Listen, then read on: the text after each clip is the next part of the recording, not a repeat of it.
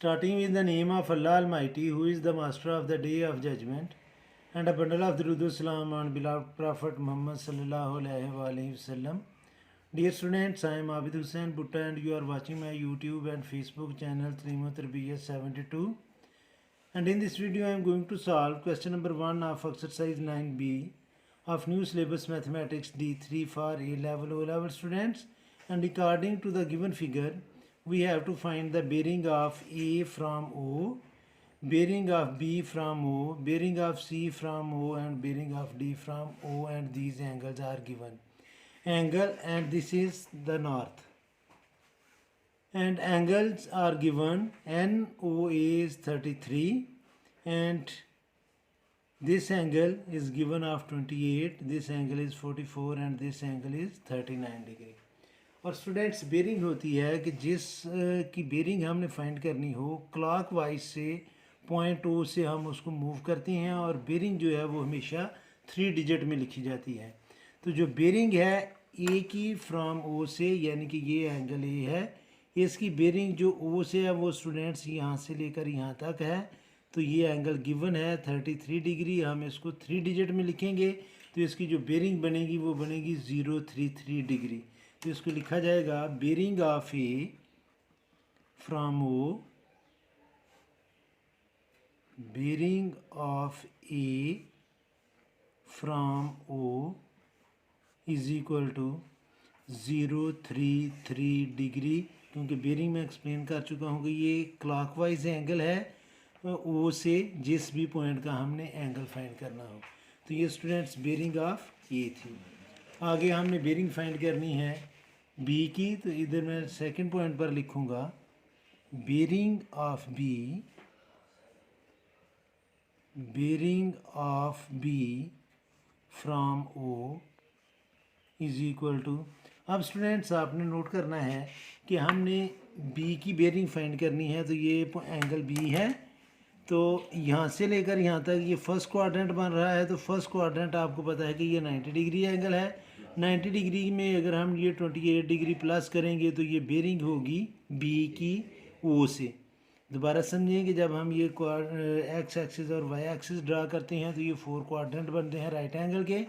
तो ये ओ से लेकर इस पॉइंट तक ये राइट एंगल है, तो राइट एंगल में हम इसको ऐड कर देंगे तो ये बेरिंग होगी बी की ओ से। दोबारा इसको मैं एक्सप्लेन कर देता हूँ कि कौन सी बेरिंग होगी। मैं थोड़ा बड़ा सर्कल ड्रा करता हूँ कि यहाँ से लेकर यहाँ तक ये जो एंगल बनेगा ये होगी students bearing of B from O. तो इसको हम लिखेंगे 90 डिग्री प्लस 28 डिग्री। ये जो है जब हम इनको दोनों को प्लस करेंगे तो ये आ जाएगा 118 डिग्री। तो ये है bearing of B from O. Number 3 पर हमने फाइंड करनी है स्टूडेंट्स बेरिंग ऑफ सी। तो इधर मैं लिखूँगा bearing of C from O. तो अब आपने गौर करना है कि ये हमारा पॉइंट सी है और ये जो बेरिंग हम बनेगी वो इस पॉइंट से लेकर इस यानी कि ओ से लेकर ये कंप्लीट बेरिंग जो है यहाँ तक ये एंगल बनना है। और यहाँ तक तो है ये स्ट्रेट लाइन है 180 बनेगा। आगे ये एंगल हमें गिवन नहीं है, लेकिन अगर हम थर्ड क्वाड्रेंट को शामिल करते हैं तो ये 270 का एंगल बनेगा यहाँ तक। और 270 में से अगर हम ये 44 माइनस कर देंगे तो वो बेरिंग ऑफ सी होगी ओ से, क्योंकि ये एंगल हमें गिवन है। इसको हम 270 से माइनस कर देंगे तो ये बेरिंग ऑफ सी होगी फ्रॉम ओ। तो इसको हम लिखेंगे 270 डिग्री माइनस 44 डिग्री। तो 270 में से जब 44 माइनस करेंगे तो 10 में से 4 को माइनस करेंगे तो 6, यहाँ से हमने 1 कैरी लिया था बाकी बचा 6। 6 में से 4 माइनस करेंगे तो 2, तो ये आएगा 226 डिग्री। ये है bearing of C from O. Number 4 पर हमने फाइंड करना है students bearing of D from O, bearing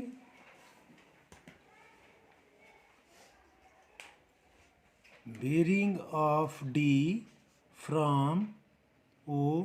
तो अब स्टूडेंट्स हमें नोट करना है कि बेरिंग ऑफ डी है जी ये क्लॉकवाइज मूवमेंट। जब हम यहाँ से शुरू होंगे तो यहाँ तक मूव करते आएंगे और डी तक ये है bearing of D from O.